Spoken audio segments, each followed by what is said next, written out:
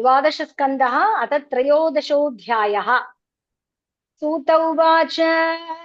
सुदौवाच सुदौवाच यं ब्रह्मा वरुणेन्द्ररुद्रमरुतः स्तुवन्ति दिव्यैस्तवैः। यं ब्रह्मा वरुणेन्द्ररुद्रमरुदः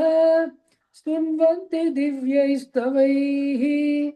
यं ब्रह्मा वरुणेन्द्ररुद्रमरुदः स्तुन्वन्ति दिव्यैस्तवैः। वेदैः साङ्गपदक्रमोपनिषदैः गायन्ति यं सामगाः। वेदैः साङ्गपदक्रमोपनिषदैः गायन्ति यं सामगाः। वेदैः साङ्गपदक्रमोपनिषदैः गायन्ति यं सामगाः। ध्यानावस्थितगद्गदेन मनसा ध्यानावस्थिततद्गतेन मनसा पश्यन्ति यं योगिनः। ध्यानावस्थिततद्गतेन मनसा पश्यन्ति यं योगिनः। ध्यानावस्थिततद्गतेन मनसा पश्यन्ति यं योगिनः। यस्यान्तं न विदुः सुरासुरगणा देवाय तस्मै नमः। यस्यान्तं न विदुः सुरासुरगणा देवाय तस्मै नमः। यस्यान्तं न विदुः सुरासुरगणा देवाय तस्मै नमः। सूत उवाच यं ब्रह्मा वरुणेन्द्ररुद्रमरुदस्तुन्वन्ति दिव्यस्तवैः। वेदैः साङ्गपदक्रमोपनिषदैः गायन्ति यं सामगाः। ध्यानावस्थिततद्गतेन मनसा पश्यन्ति यं योगिनः। यस्यान्तं न विदुः सुरासुरगणाः देवाय तस्मै नमः। पृष्ठे भ्राम्यदमन्दमन्दरगिरि ग्रावाग्रगण्डो यनात्।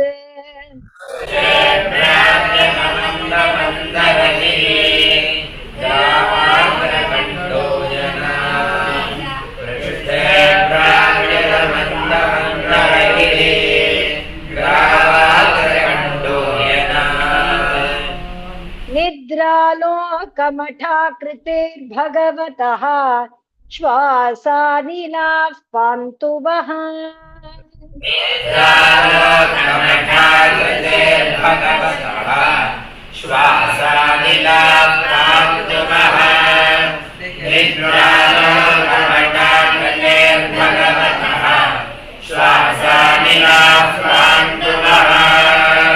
यत्संस्कारकलानुवर्तनवशात् वेलानिभेनाम्भसाम्।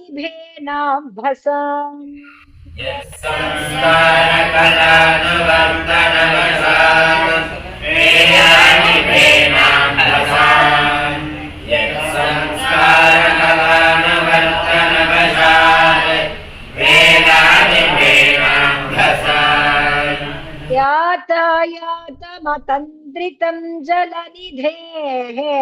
नद्यापि विश्राम्यति।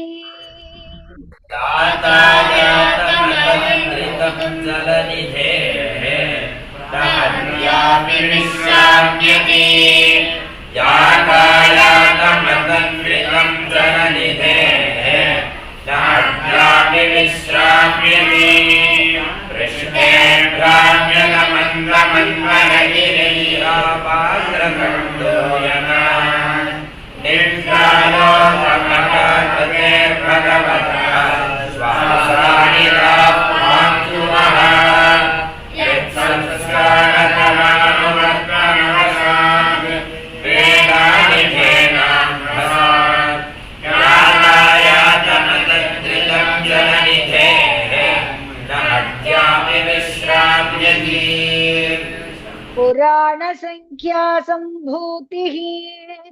अस्य वाच्यः प्रयोजने। पुराण संस्या संभूतिः अस्य वाच्य प्रयोजने पुराण संख्या संभूतिः अस्य वाच्य प्रयोजने दानं दानस्य माहात्म्यं पाठादेश्च निबोधत दानं दानस्य माहात्म्यं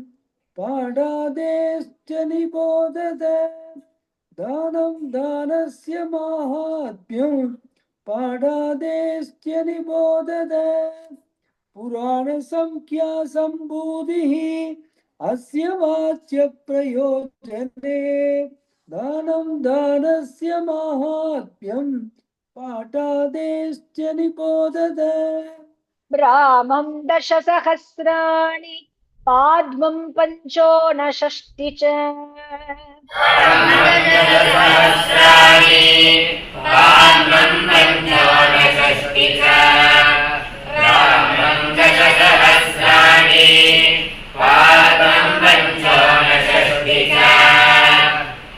वैष्णवं त्रयोविंशत् चतुर्विंशतिशैशवं शैवकम्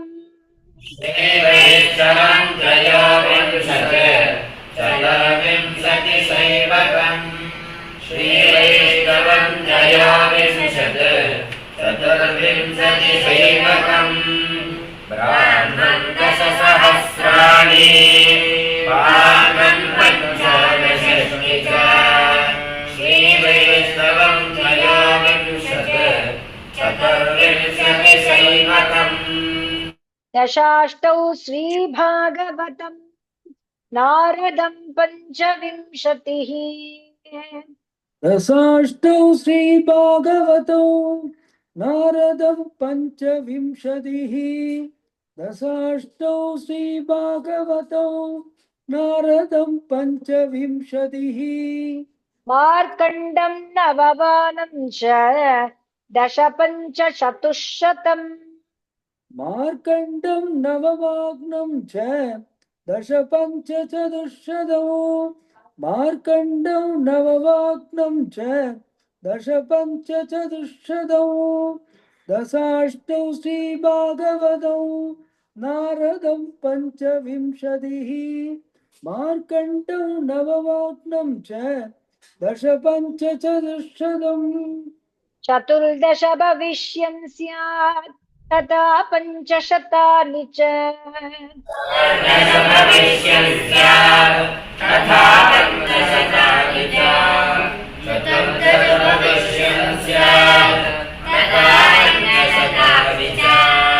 दशाष्टौ ब्रह्मवैवर्तं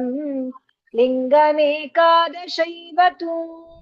दशाष्टौ ब्रह्मवैवर्तं लिङ्गमेकादशैव तु दशाष्टौ ब्रह्मवैवर्तं लिङ्गमेकादशैव तु चतुर्दश भविष्यं स्यात् तथा पञ्चशतानि च दशाष्टौ ब्रह्मवैवर्तं लिङ्गमेकादशैव तु चतुर्विंशतिवाराहम्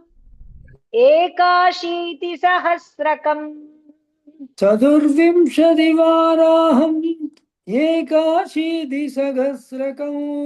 चतुर्विंशतिवाराहम् एकाशीतिसहस्रकम् कान्दं शतं तथा चैकम् वामनं दशकीर्तितम् स्कान्दं शतं तथा चैकं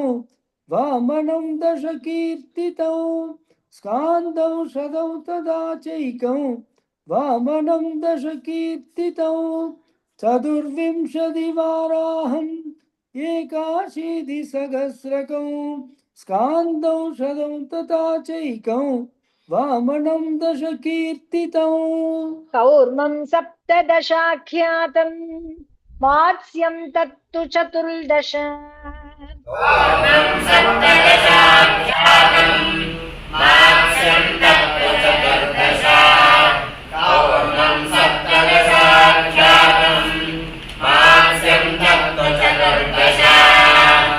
एकोनविंशतिवाराहम् ब्रह्माण्डं द्वादशैव तु एकोनविंशत्सौवर्णम् ब्रह्माण्डम् द्वादशैव तु एकोनविंशत्सौवर्णम् ब्रह्माण्डम् द्वादशैव तु पूर्णम् सप्तदशाख्यातम् भाष्यम् तत्त्वचतुर्दश एकोनविंशत्सौवर्णम् ब्रह्माण्डम् द्वादशैव तु एवं पुराणसन्दोहः चतुर्लक्ष उदाहृतः एवं पुराणसन्दोहः चतुर्लक्ष उदाहृतः एवं पुराणसन्दोहः चतुर्लक्ष उदाहृतः तत्राष्टादशसाहस्रम् द्वे भागवतमिष्यते तत्राष्टादशसाहस्रं श्रीभागवतमिष्यते तत्राष्टादशसाहस्रं श्रीभागवतमिष्यते एवं पुराणमन्तोहः चतुर्लक्ष उदाहृतः तत्राष्टादशसाहस्रं श्रीभागवतमिष्यते इदं भगवता पूर्वं ब्रह्मणेनाभिपङ्कजे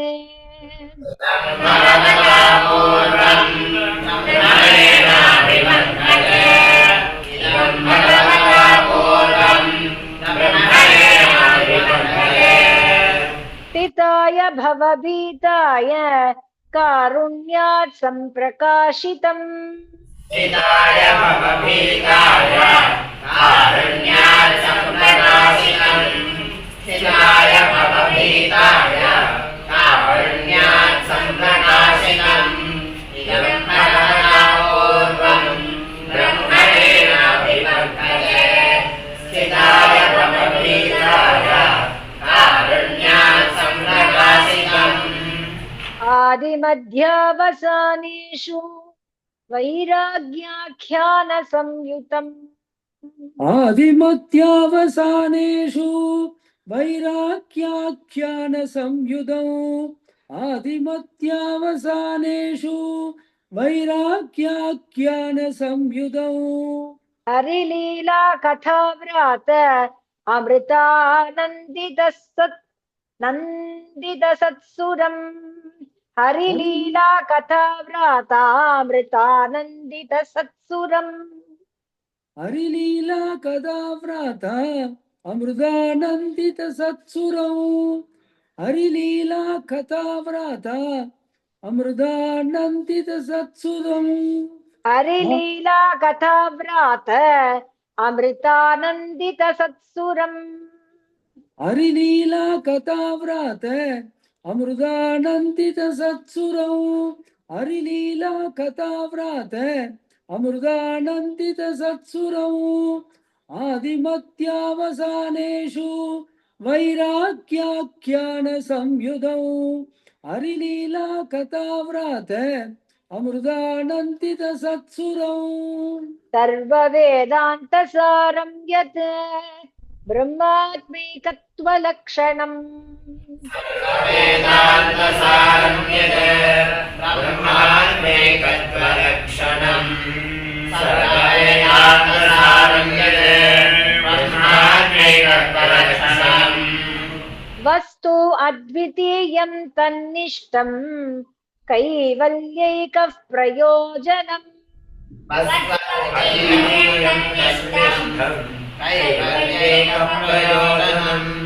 वस्तु अद्वितीयं तन्निष्ठम् कैवल्यैकः प्रयोजनम् सर्ववेदान्तसारं यत् ब्रह्मात्मैकत्वलक्षणम् वस्तु अद्वितीयं तन्निष्ठम् कैवल्यैकः प्रयोजनम् औष्टपद्यां पौर्णमास्यां हेमसिंहसमन्वितम् प्रौष्ठभक्त्यां पौर्णमास्यां हेमसिंहसमन्वितौ प्रौष्ठभक्त्यां पौर्णमास्यां हेमसिंहसमन्वितौ हेमसिंहसमन्वितम् हेमसिंहसमन्वितौ ददाति यो भागवतं स याति परमां गतिम् ददाति यो भागवतं स याति परमां गतिं ददाति यो भागवतं स याति परमां गतिं प्रौष्टभक्त्यां पौर्णमास्यां हेमसिंहसमन्वितौ ददाति यो भागवतं स याति परमां गतिं राजन्ते तावदन्यानि पुराणानि सतां गणे राजन्ते तावदन्यानि पुराणानि सतां गणे राजन्ते तावदन्यानि पुराणानि सतां गणे यावन्न दृश्यते साक्षात् श्रीमद्भागवतं परम् यावन्न दृश्यते साक्षात् श्रीमद्भागवतं परम् यावन्न दृश्यते साक्षात् श्रीमद्भागवतं परम् राजन्ते तावदन्यानि पुराणानि सतां गणे यावन्न दृश्यते साक्षात् श्रीमद्भागवतं परम् सर्ववेदान्तसारं हि श्रीभागवतमिष्यते सर्ववेदान्तसारं हि श्रीभागवतमिष्यते सर्ववेदान्तसारं हि श्रीभागवतमिष्यते तद्रसामृततृप्तस्य नान्यत्र स्याद्रति क्वचित् तत्र सामृततृप्तस्य नान्यत्र स्याद्रति क्वचित् तत्र सामृततृप्तस्य नान्यत्र स्याद्रति क्वचित् सर्ववेदान्तसारं हि श्रीभागवतमिष्यते तत्र सामृततृप्तस्य नान्यत्र स्याद्रति क्वचित् निम्नगानां यथा गङ्गा देवानामच्युतो यथा नगानां यथा गङ्गा देवानामच्युतो यथा नगानां यथा गङ्गा देवानामच्युतो यथा वैष्णवानां यथा शम्भुः पुराणानामिदं तथा वैष्णवानां यथा शम्भुः पुराणानामिदं तथा वैष्णवानां यथा शम्भुः पुराणानामिदं तथा निम्नगानां यथा गङ्गा देवानामच्युतो यथा वैष्णवानां यथा शम्भुः पुराणानामिदं तथा क्षेत्राणां चैव सर्वेषां यथा काशीः अनुत्तमा क्षेत्राणां चैव सर्वेषां यथा काशीः अनुत्तमा क्षेत्राणां चैव सर्वेषां यथा काशीः अनुत्तमा तथा पुराणव्रातानां श्रीमद्भागवतं द्विजाः तथा पुराणव्रातानां श्रीमद्भागवतं द्विजाः तथा पुराणव्रातानां श्रीमद्भागवतं द्विजाः क्षेत्राणां चैव सर्वेषां यथा काशीः अनुत्तमा तथा पुराणव्रातानां श्रीमद्भागवतं द्विजाः श्रीमद्भागवतं पुराणममलं यद्वैष्णवानां प्रियम्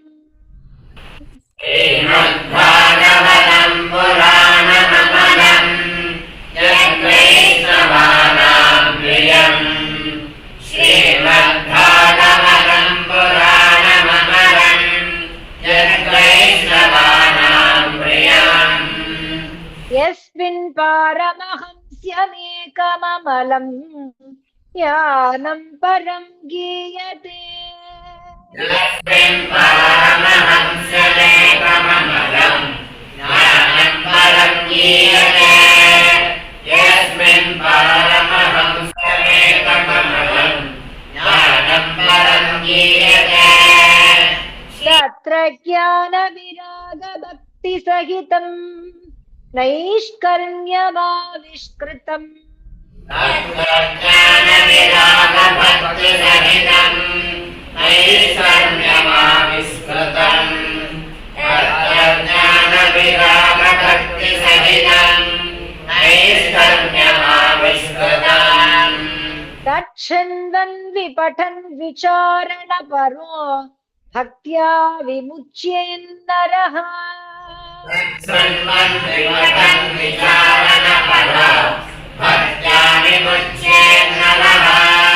तत्सन्मन् विवटन् विचारणपरो भक्त्या विमुच्येन्नरः श्रीमद्भागवतं पुराणममलम् यज्ञैस्तवानां प्रियम् यस्मिन् परमहंसमेकममलम् ज्ञानं परं गीयते तत्त्वज्ञानविरागभक्तिसहितं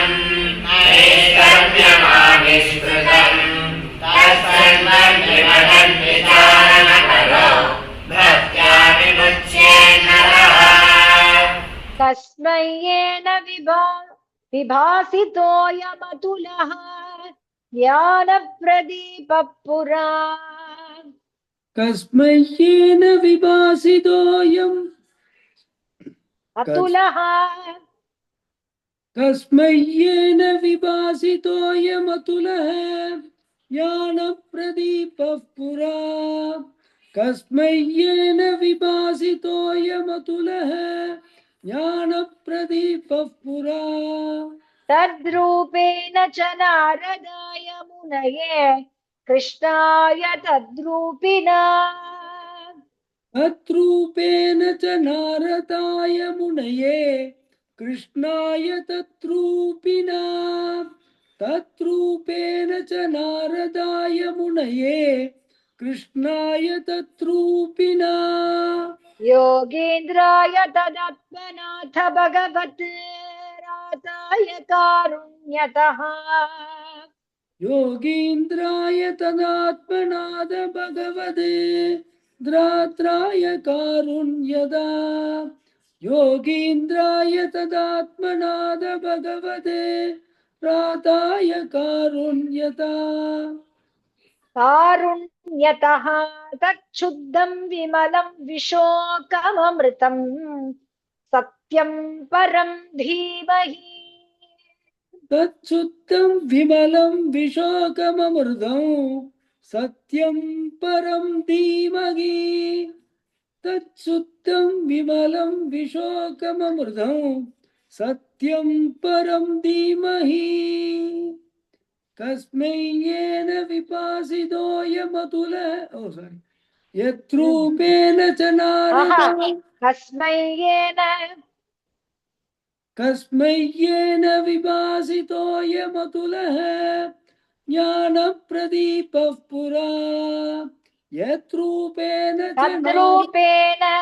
तद्रूपेण च नारदाय मुनये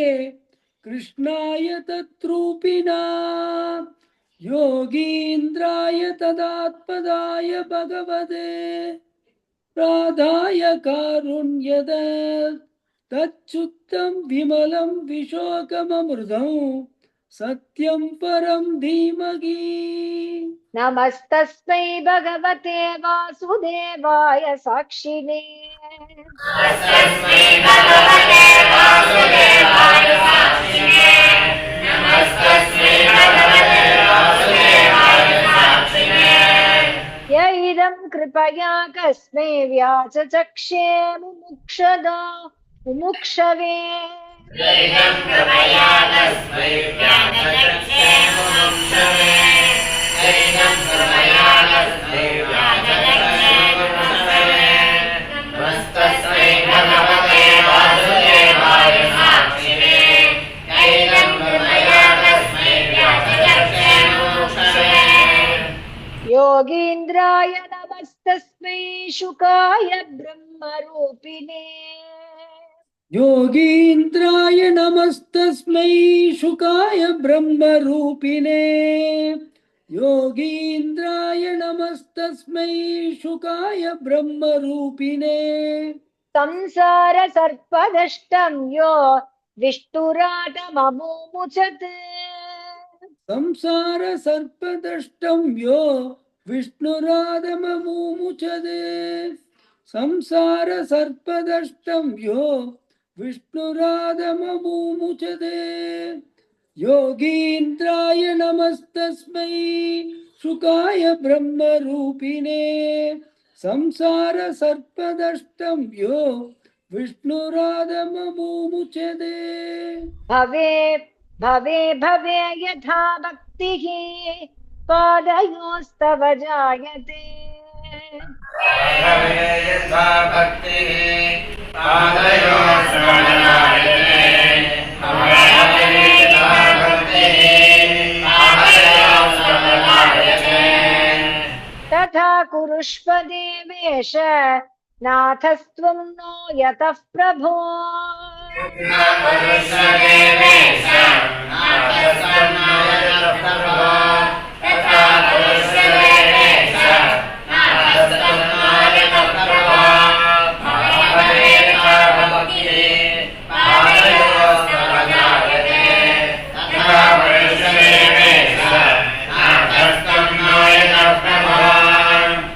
नाम संकीर्तनं यस्य सर्वपापप्रणाशनम्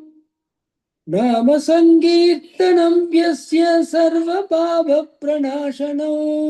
नाम संकीर्तनं यस्य सर्वपापप्रणाशनो प्रणामो दुःखशमनः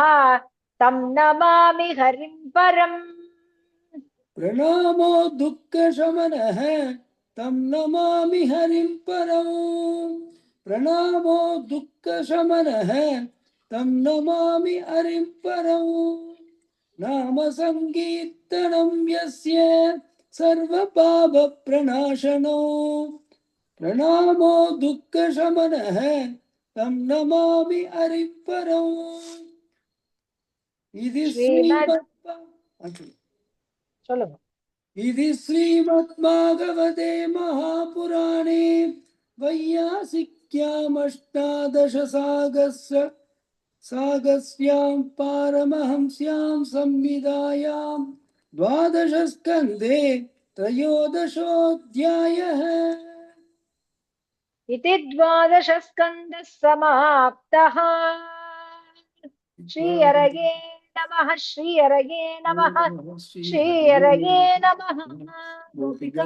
जीवनस्मरणम् जीवनस्मरणं गोविन्द गोविन्द प्रेमिके सद्गुरु स्वामी की जय